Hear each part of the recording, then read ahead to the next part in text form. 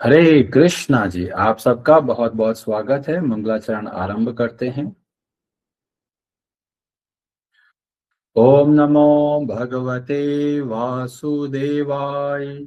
ओम अज्ञानतिमिरान्धस्य ज्ञानाञ्जनशलाकया चक्षुरुन्मीलितं येन तस्मै श्रीगुरवे नमः। नमः ओम विष्णुपादाय कृष्णप्रेष्ठाय भूतले श्रीमते भक्तिवेदांत स्वामिनिति नामिने। नमस्ते सारस्वते देवे गौरवाणी प्रचारिणे निर्विशेष शून्यवादी पाश्चात्य देश तारिणे। जय श्री कृष्ण चैतन्य प्रभु नित्यानंद श्री अद्वैत गदाधर श्रीवासादि गौर भक्त वृंद। हरे कृष्ण कृष्ण कृष्ण हरे हरे, हरे राम राम राम हरे हरे। कार्पण्य दोषोपहत स्वभावः पृच्छामि त्वां धर्म सम्मूढचेताः। यच्छ्रेयः स्यान्निश्चितं ब्रूहि तन्मे शिष्यस्ते अहं शाधिमां त्वां प्रपन्नम्। हरे कृष्णा जी। तो हम लोग समझने का प्रयास कर रहे हैं इस्कॉन शिक्षा प्रोग्राम के बारे में। कई लोग सोचते हैं जी अभी हमको तो इससे कोई लेना देना नहीं है, पर जब ध्यान से समझते हैं तो हमको पता चलता है इसकी बहुत बहुत आवश्यकता है। क्योंकि ये ऐसा प्रोग्राम है जो हमको वास्तविक आनंद प्रदान करता है, हमको वास्तव में मजबूत स्ट्रांग बनाता है। तो हमने आरंभ किया कि हमारी परिस्थिति कैसी है कि जिस तरह से एक व्यक्ति घोड़े के ऊपर बैठा होता है और अगर घोड़ा अनकंट्रोल्ड है तो जो व्यक्ति उसके ऊपर बैठा हुआ है वो बहुत चिंता करेगा, कभी भी गिरने का डर रहेगा और जो घोड़ा है वो इधर उधर भागता रहेगा। ऐसे ही हमारा मन है जो हमको न जाने कितने जन्मों से हमको धोखा दे रहा है। जैसे ही हम बोलते हैं भगवान के लिए कुछ कार्य करो तो बोलेगा जी हमारे पास समय नहीं है, और सारे कार्यों के लिए समय मिलेगा, पर जैसे ही भगवान की बात आती है तो हमारा मन बोलेगा अभी समय नहीं है, बुढ़ापे में देखेंगे। और ऐसे बुढ़ापे तक पहुंच गए और फिर भी मन नहीं लगेगा, फिर अगला जन्म होगा और फिर वैसे के वैसे ये हमारा मन हमको धोखा देता चला जाएगा। तो ये हमारी परिस्थिति है और जब तक इस परिस्थिति को नहीं सुधारेंगे हम ऐसे ही जीवन के अंदर दुखी रहते जाएंगे। और फिर हमने दूसरा उदाहरण दिया, जैसे कोई व्यक्ति जल रहा है और उसको पता चल रहा है कि जल रहा हूं, पर ये समझ नहीं पाता कि इसका कारण क्या है। और ये परिस्थिति वास्तव में इस संसार में ज्यादातर लोगों की ऐसी ही स्थिति है। वो कुछ न कुछ बात को लेके जल रहे हैं। कौन कौन सी बात है? तो विष्णु पुराण में हमें पता चलता है कि 3 तरह के ताप होते हैं जो लोगों को दुख देते हैं। ताप का मतलब जलन, जलन का जो हमको परिणाम मिलता है वह दुख। तो पहला जो हमने बोला कि जो ताप है उसको बोला गया आध्यात्मिक, जो जो शरीर की वजह से दुख मिलता है या फिर जो मन की वजह से दुख मिलता है। शरीर की वजह से दुख क्या मिलता है? शरीर के अंदर तरह तरह की बीमारियां हो जाती है और उस बीमारियों की वजह से दुख मिलता है और दुख से व्यक्ति जलता है। और फिर हमने बताया मन की बीमारियां कौन कौन सी है? तो सुख भोगने की इच्छा, जिसको बोलते हैं काम वासना, या फिर क्रोध का आवेश, या फिर लोभ में आके कार्य करना, या फिर इंडिपेंडेंट बन के कार्य करना। ये बहुत महत्वपूर्ण बात है। लोग सोचते हैं मैं अपने हिसाब से चलूंगा, जैसे चाहूं वैसा करूंगा, पर ये सब का सब मन की बीमारी से आता है। क्योंकि जो मन है वो कहता है तुम स्ट्रांग हो और तुम्हें किसी को फॉलो करने की कोई जरूरत नहीं है। तो इसकी वजह से जो मद होता है, जिसकी वजह से एरोगेंस आ जाता है और लोग अपने मनमाने तरीके से कार्य करते हैं और बाद में दुख पाते हैं। या फिर मोह के कारण, मोह के कारण का मतलब है वो भ्रमित रहते हैं कि क्या करना है और क्या नहीं करना। और बताया गया द्वेष का भाव, और ये द्वेष का भाव बहुत सारे लोगों के अंदर हमको देखने को मिलता है। तो ये सारे के सारे मन की बीमारियां है, जिससे कि लोग दुख पाते हैं। तो यह हो गया पहले तरह का ताप, जिसको बोला गया आध्यात्मिक। दूसरा ताप बताया गया आदि भौतिक। आदि भौतिक का मतलब है अन्य मनुष्यों के द्वारा, अन्य पशु पक्षी जीवों के द्वारा, या फिर अन्य भूत प्रेतों के द्वारा जो दुख हमको मिलता है वह कहलाता है आदि भौतिक। और तीसरी तरह का जो दुख बताया गया उसको बोला गया आदि दैविक, जिसमें जैसे बहुत सर्दी है, या फिर बहुत गर्मी है, या बहुत बरसात हो रही है, या सूखा पड़ा है, ये सब की वजह से जो दुख मिलता है वह आदि दैविक कहलाता है।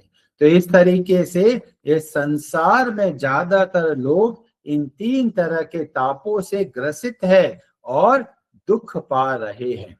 तो इसका सॉल्यूशन क्या है? तो हमने बताया कि विष्णु पुराण इसका सॉल्यूशन भी बताता है। वहां पर बताया गया अज्ञान तमस अच्छन्नो मूढ़ अंतकरणो नरः। जब व्यक्ति अज्ञानी होता है तभी तक ये सारे दुख उसको मिलते हैं, क्योंकि अज्ञान की वजह से वो समझ नहीं पाता कि मैं कौन हूं, मैं यहाँ पर क्यों आया हूं, और यहाँ पर आके मेरे को क्या करना है। तो इस सब बातों का पता नहीं होता, और ऐसा अज्ञानी व्यक्ति को बोला गया पशु समा। वह व्यक्ति पशु की तरह कार्य करता है और कभी सुख और कभी दुख के अंदर फंसता चला जाता है, और बहुत तरह के दुखों का जो सामना करना पड़ता है। अब कई लोग बोलेंगे चलो ठीक है, मन तो अज्ञान की वजह से दुख पाता है, पर शरीर अज्ञान की वजह से दुख कैसे पाता है? तो बोला गया भगवान ने बहुत दया करके आयुर्वेद का ज्ञान दिया, भगवान ने बहुत दया करके अष्टांग योग का ज्ञान दिया, ताकि उस ज्ञान को हम समझकर अपने शरीर को सही तरीके से चला पाए। पर जब अज्ञान होता है तो हम आयुर्वेद पर या अष्टांग योग पर भरोसा नहीं करते, और फिर आगे चलकर दुख पाते हैं, क्योंकि पता ही नहीं क्या खाना है क्या नहीं खाना है, कब खड़े होना है कब सोना है, हर चीज के बारे में पता ही नहीं, और इससे तरह तरह की बीमारियां होती है। तो सब बीमारियों का, सभी तरह के दुखों का मूल कारण है अज्ञान। चाहे शारीरिक बीमारी हो, चाहे मानसिक बीमारी हो, चाहे अन्य जीवों की वजह से दुख मिले, चाहे फिर नेचुरल कैलेमिटी हो, सब के मूल के अंदर है अज्ञान। अभी ये अज्ञान जाएगा कैसे? किताबें पढ़ने से क्या हमको ज्ञान मिल जाएगा? तो बोलते हैं नहीं, किताबी ज्ञान काम नहीं करेगा। तो कैसे हमको ज्ञान मिलेगा, कैसे हम प्रसन्न रह पाएंगे? तो इसका उत्तर हमको मिलता है भगवत गीता में।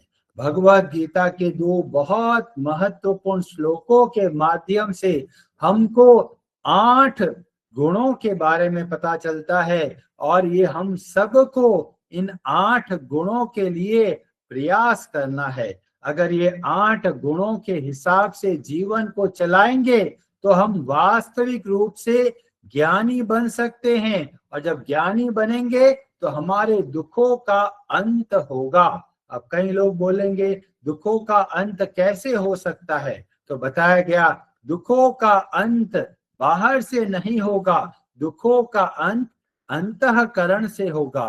क्योंकि जितना हमारे अंदर ज्ञान आएगा हम परिस्थिति को सही रूप में देख पाएंगे। तो बाहर वैसे का वैसा चलता रहेगा, पर आंतरिक रूप से हम स्ट्रांग बनते चले जाएंगे। जैसे कोई बीमार व्यक्ति है, उसको इंजेक्शन लगा दिया है, अब उसकी इम्यूनिटी बढ़ गई है, तो बाहर से वायरस तो आता रहेगा पर हमको दुख नहीं पहुंचा पाएगा। ऐसे ही ये ऐसा स्पेशल ज्ञान है जिसके द्वारा हम अपने आप को स्ट्रांग बनाते हैं। और ये कहाँ से आरंभ होता है? यह आरंभ होता है परिप्रश्नेन, जिज्ञासा करने से, इंक्वायरी करने से कि मैं क्या करना है, मेरे को जो भी मन में संदेह आता है उसको पूछना। पर किससे पूछें? आजकल लोग कहेंगे भाई हम तो चैट जीपीटी से पूछते हैं, पर वो हमारी सहायता नहीं कर सकता, क्योंकि हमको वास्तविक डॉक्टर की जरूरत है। हमको इंफॉर्मेशन नहीं चाहिए, हमको ट्रांसफॉर्मेशन चाहिए, हमको बदलाव चाहिए। और इसीलिए पूरे जीवन में परिवर्तन आता है जब हमको योग्य व्यक्ति मिलते हैं, भगवान के भक्त मिलते हैं जो गुरु की तरह कार्य करते हैं और हमको प्रेरणा देते हैं। जब हमारे जीवन में कोई भक्त आए, वहां से हमारे जीवन के अंदर ट्रांसफॉर्मेशन, परिवर्तन आरंभ हो जाता है। और जब भक्त मिले तो क्या करना है? तो पहली चीज बोला गया इंक्वायरी, परिप्रश्नेन, हमको प्रश्न करना है। और प्रश्नों का जब उत्तर मिल जाए तो क्या होना चाहिए? श्रद्धा का भाव, जिसको बोलते हैं फेथ। और अगर ये श्रद्धा का भाव नहीं है तो लोग आगे नहीं बढ़ पाते। जैसे कई लोग तरह तरह के प्रश्न करते हैं पर उत्तर मिल जाने के बाद भी वो उसको स्वीकार नहीं करते, वो और नए प्रश्नों पर चले जाते हैं। इसका मतलब यह है कि उन व्यक्ति को इन जो बताया जा रहा है उसमें श्रद्धा नहीं है, उसमें फेथ नहीं है। तो फेथ के साथ में रेस्पेक्ट आएगा और रेस्पेक्ट की वजह से हम ध्यान से सुनेंगे। और जितना हमारे प्रश्नों का उत्तर मिलता जाएगा उतना हमारे हृदय के अंदर कृतज्ञता का भाव आएगा कि इनकी वजह से मेरे जीवन के अंदर बदलाव दिखने को मिल रहा है। तो जैसे जैसे कृतज्ञता का भाव बढ़ेगा फिर अगला भाव आएगा प्रणिपातेन, उनके प्रति एक समर्पण का भाव, उनके प्रति सबमिसिव का भाव, और जिसकी वजह से व्यक्ति के अंदर और बदलाव देखने को मिलेगा। और वो क्या करेगा? सेवया, सेवा करने की इच्छा व्यक्त करेगा। किस तरीके से मैं इनकी सहायता करूं जो मुझको मार्ग बता रहे हैं। तो जितना हम सेवा करेंगे उतना हमारे अंदर ये सारे गुण और बढ़ते चले जाएंगे। और जैसी वो शिक्षा दे रहे हैं और फिर हम लोग कैसे करेंगे? बताया गया संयतेंद्रिय, डिसिप्लिन के साथ में जो बताया गया है उसके हिसाब से जीवन के अंदर बदलाव लेके आना है। जब इस भाव से डिसिप्लिन के साथ में जो शिक्षा मिली है उसके हिसाब से जीवन को चलाना, इस तरीके से हम अपने जीवन के अंदर बदलाव लेके आ सकते हैं। और डिसिप्लिन के साथ में दो चीजें और बताई गई, तत्परः, जिसका मतलब है डेडिकेशन के साथ में बहुत ही फोकस होके कार्य करना। और बोला गया पेशेंस के साथ में, धैर्य के साथ में, क्योंकि एक दिन के अंदर बदलाव नहीं आएगा। इतने जन्मों से जो हमारा मन हमको धोखा दे रहा है उसको सही रास्ते पर लेके आने में समय लगेगा। अब कई लोग बोलेंगे प्रभु जी हमने तो दीक्षा ले लिया है, हमारा तो बहुत अच्छा चल रहा है। तो भी अगर दीक्षा ले लिया है तो भी इन गुणों के हिसाब से जीवन को बदलना है, क्योंकि दीक्षा का मतलब होता है इनिशिएशन, इनिशिएशन का मतलब होता है स्टार्टिंग, एंड नहीं हुआ है, वहां से आपका कमिटमेंट लेवल और बढ़ना चाहिए। तो चाहे दीक्षा ले लिया है या दीक्षा नहीं लिए, हर एक व्यक्ति को चाहिए कि ये 8 गुणों के हिसाब से जीवन को चलाना। जितने 8 गुणों के हिसाब से जीवन में बदलाव लेके आएंगे, हम उतना ज्ञान को धारण कर पाएंगे। और इसीलिए आप सबसे निवेदन है, ये 8 गुणों को समझिए और इसके हिसाब से जीवन में परिवर्तन लेके आए। अब जो लोग बोलेंगे जी हमारे अंदर तो बहुत डिसिप्लिन है, अब हमको करना क्या है, तो इसके लिए हमें पता चलता है कि हमको प्रैक्टिस करना है, हर रोज प्रैक्टिस करना है। ऐसा नहीं है कि एक बार सुन लिया है काम खत्म। ऐसे आप सुनते रहोगे और प्रैक्टिस नहीं करोगे तो कितने ही जन्मों से सुनते रहेंगे तो भी बदलाव नहीं आएगा। सुनना है और परिवर्तन लेके आना है, फिर सुनना है और फिर परिवर्तन लेके आना है। इस तरीके से करेंगे तो बहुत शीघ्र हम देखेंगे कि जीवन में बहुत बदलाव देखने को मिलेगा। भगवत गीता हमको बहुत प्रेरणा देती है कि हमको अभ्यास करना है, हमको प्रैक्टिस करना है, हर रोज हर एक सिंगल डे हमको प्रयास करना है। तो कहां से आरंभ करेंगे, तो बताया गया कि हमको थोड़ा थोड़ा अभ्यास करना है और आरंभ करना है भगवान के नामों के जप के द्वारा। तो जितना हम अभ्यास करेंगे उतना हमारे मन को ट्रेनिंग मिलेगी, जितना हमारे मन को ट्रेनिंग मिलेगी उतना हम कार्य को अच्छे से कर पाएंगे।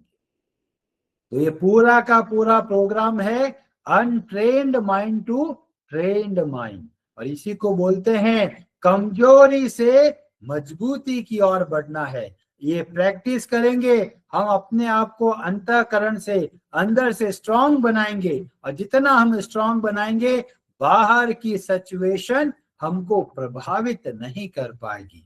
तो ये ऐसा प्रोग्राम है जो हमारे लिए बहुत आवश्यक है। अभी इस्कॉन का क्या योगदान है, तो इस्कॉन का जो शिक्षा का कार्यक्रम है उसमें इस ट्रेनिंग को ही महत्व दिया जाता है कि सिस्टमैटिक रूप से हमको गुरु के अंतर्गत रहकर शिक्षा लेनी है, शास्त्रों के आधार पे हमको समझना है और हर रोज नियमित रूप से साधना करना है। और साधना का मतलब क्या होता है, तो सबसे पहला बोला गया जप करना। तो उसमें बहुत तरह के लेवल है, हम एक दिन में बदलाव नहीं लेके आ पाएंगे, थोड़ा थोड़ा बदलाव लेके आना है। 2 महीने 3 महीने हमको एक स्तर पे रहना है, उससे थोड़ी शिक्षा लेनी है, जब मजबूत हो जाए तो आगे की ओर बढ़ना है। तो इसमें तरह तरह के लेवल है। तो लेवल 1 का मतलब होता है एक राउंड, मतलब एक बार टोटल 108 बार हरे कृष्णा महामंत्र का जाप करना। तो इसमें बहुत सरल नियम बताए गए, क्या करना है, हर रोज एक माला का जाप करना है 108 बार, बहुत ध्यान से सावधानी से और हर रोज। तो इसको बोला गया यह है लेवल 1।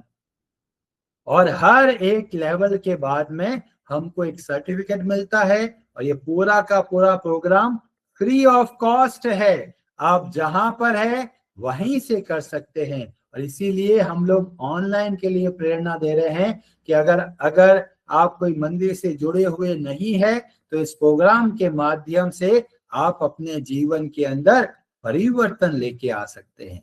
तो एक माला का जप का स्ट्रांगली जब करते हैं फिर हम लोग आगे की ओर बढ़ सकते हैं, उसको बोला जाता है लेवल 2।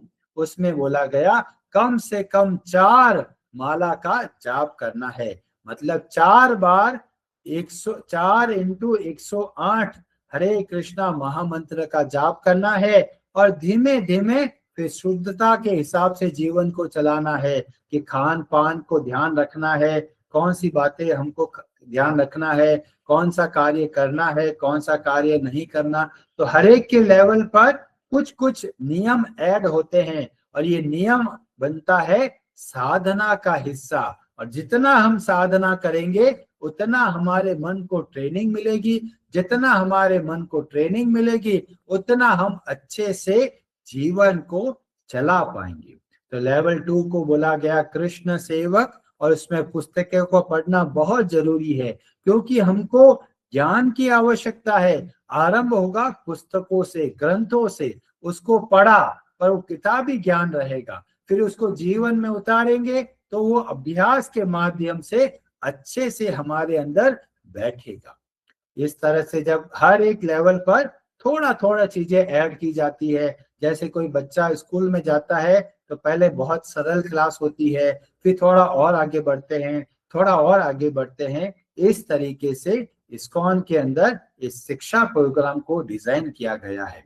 तो इसके बाद में लेवल 3 आता है, जिसमें हर रोज नियम से कम 8 माला का जप करना है, और साथ में कुछ और नियमों का धारण करना है कि यथासंभव मंदिर जाना, वहां पर कथाओं को सुनना, भक्तों का संग करना, घर में भगवान को भोग लगाना। इस तरीके से थोड़ा थोड़ा बदलाव लेके आना है। एक दिन में हम नहीं बदलेंगे, इसको बदलने के लिए हमको समय की आवश्यकता है।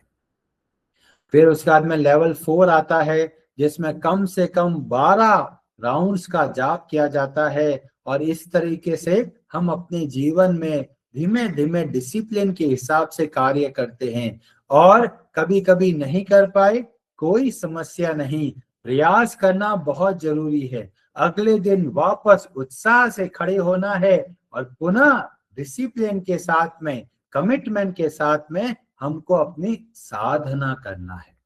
फिर लेवल 4 के अंदर थोड़ी और बातों का ध्यान रखने को बोला जाता है। तो जैसे जैसे हम आगे बढ़ेंगे कुछ कुछ बातें ऐड होती चली जाएगी। तो इस तरीके से हम देखते हैं कि जीवन के अंदर हमें बहुत बहुत आसानी से स्टेप बाय स्टेप हम आगे की ओर बढ़ सकते हैं, अपने जीवन को वास्तविक रूप से आनंदमय बना सकते हैं। फिर उसके बाद में जो लेवल 5 आता है, उसको बोलते हैं शिला प्रभुपाद आश्रय। उसमें कम से कम 16 माला का जाप करना होता है। अब कई लोग बोलेंगे, अरे 16 माला करने में तो 2-3 घंटे लग जाएंगे, इतना समय कहाँ से निकालेंगे? समय की कमी कहीं पर नहीं है। सबसे ज्यादा समय जो वेस्ट करता है वह हमारा खुद का मन है। अगर मन अनकंट्रोल्ड है तो टाइम ऐसे ही वेस्ट हो जाएगा, इतने जीवन ऐसे ही वेस्ट हो जाएंगे। तो हम लोगों को बोला गया, एक माला से शुरू कीजिए, थोड़ा थोड़ा अभ्यास करेंगे, जितना मन को ट्रेनिंग मिलेगा उतना हम देखेंगे भगवान के लिए तो बहुत सारा समय है। और लेवल 5 के अंदर भी बहुत सारे बातों को बताया गया, और ये सब का सब डिजाइन किया गया है कि हम सिस्टमेटिकली आगे बढ़ पाए। तो लेवल 5 के बाद में आता है जो लेवल 6, उसको बोला गया गुरु पाद आश्रय या फिर गुरु चरण आश्रय। उसमें भी 16 माला होता है। साथ में हम एक दीक्षा गुरु की तलाश करते हैं कि जिससे हमको दीक्षा लेनी है।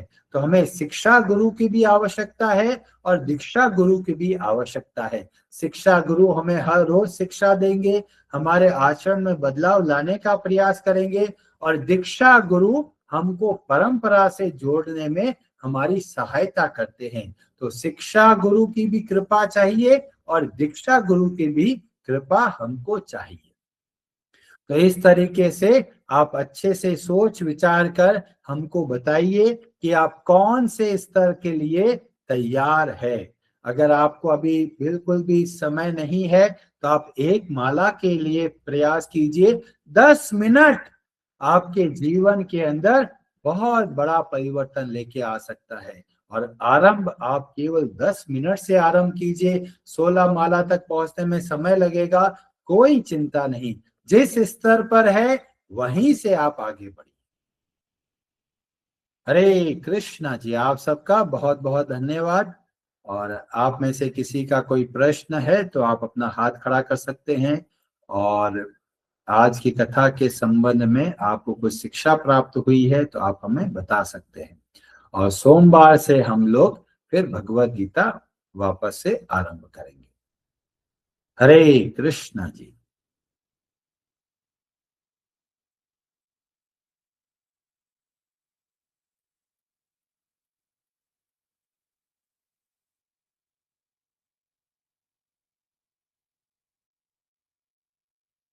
किसी का कोई प्रश्न नहीं है। वीना भट्ट जी, आप कुछ कहना चाहते हैं? हरे कृष्णा प्रभु जी, दंडवत अरे प्रणाम। बहुत बहुत धन्यवाद, बहुत बहुत धन्यवाद आपका।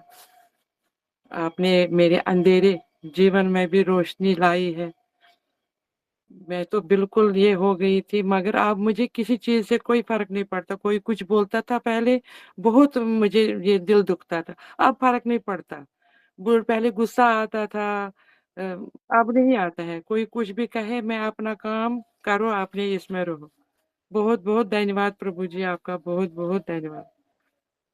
हरे कृष्णा जी, बहुत बहुत धन्यवाद जी। और गुस्सा हमको करना है, पर कब गुस्सा करना है इसकी हमको ट्रेनिंग की आवश्यकता है। हाँ, नहीं पहले छोटी बात कोई भी कुछ बोलता था तो ये हो जाता था, गुस्सा आ जाता था। अगर मतलब इंसान गलत ना हो, कोई कुछ बोलता है, अब कोई कुछ बोलता है, फर्क ही नहीं पड़ता है। हम्म। ये सिर्फ आपकी वजह से। हरे कृष्णा। बहुत बहुत धन्यवाद प्रभु जी आपका। प्रेम बंधु प्रभु जी, आप कुछ कहना चाहते हैं? हरे कृष्णा प्रभु जी, बहुत बहुत धन्यवाद आपका। जो तीनों प्रकार के जो ताप इंसान को सताते हैं, उनके एवज में आपने बहुत अच्छा बताया। फिर भी फॉर एग्जाम्पल के तौर पे आपने बताया कि भाई भगवान के नाम का स्मरण और चिंतन करेंगे तो इनका प्रभाव है वो कम होगा। तो प्रभु जी जब तक बैठते हैं तब तक तो ठीक रहता है, और जैसे ही मतलब साधना से हटे और संसार की तरफ बढ़े तो फिर वही प्रॉब्लम स्टार्ट होती है। ये क्यों? किसी को भी पूछा है, फोटो एक मिनट, ये टेस्ट हुआ है ना, मैं इसको। बहुत ही इम्पोर्टेंट पॉइंट आपने रखा है कि जब तक हम कथा सुनते हैं हम एकदम स्ट्रांग रहते हैं और हमें लगता है भी हम अच्छे से जीवन को चला पाएंगे, पर जैसे ही परिस्थिति आती है हमको पता चल जाता है अभी हमारी ट्रेनिंग चल रही है। तो चिंता नहीं करना है, अभ्यास करना है, प्रैक्टिस करना है।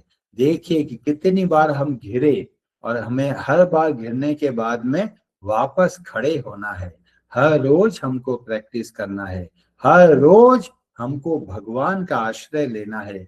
लोग ना जाने तिनको का सहारा लेके बैठे हैं। कोई सोचता है ये गोली से मेरे को सहायता मिलेगी, कोई सोचता है ये पॉलिटिकल लीडर मेरी सहायता करेगा, कहीं सोचते हैं पुलिस वाले मेरी सहायता करेंगे, कई बार सोचते हैं परिवार के लोग सहारा देंगे, पर वास्तविक सहारा केवल भगवान दे सकते हैं। और इसीलिए भगवान बहुत दया करके हमारे जीवन के अंदर ऐसी परिस्थिति भेजते हैं जिससे कि हमको पता चलता है कि हमारा स्तर कितना है, हमारा कितना लेवल है और हमको कितना और आगे बढ़ना है। तो हर रोज अपने जीवन के अंदर कृतज्ञता का भाव रखे कि भगवान हमारे लिए कितना प्रयास कर रहे हैं। नहीं तो हम न जाने मनमाने तरीके से कुछ भी करते जाते थे और हमको लगता था हम तो बहुत भक्ति करते हैं, पर हमको पता चलता है जो भक्ति कर रहे हैं वो भी मनमाने तरीके से कर रहे हैं, और मनमाने तरीके से जब भक्ति करते हैं वह भी आगे नहीं बढ़ पाते। तो ये सब का सब पता कब चलता है? जब हम भक्तों का संग करते हैं, तभी हमारे अंदर परिवर्तन, वास्तविक परिवर्तन आता है। तो संक्षेप में उत्तर यह है कि अभ्यास करते रहना है, हर रोज भगवान से प्रार्थना करना है, भक्तों से प्रार्थना करना है कि हे भगवान आप कृपा करके मेरी सहायता कीजिए, मेरे अंदर सामर्थ्य नहीं है। जब ये भाव लेके चलेंगे तो बहुत आसानी से हम अपने जीवन में ज्ञान को धारण कर पाएंगे। हरे हरे नमः।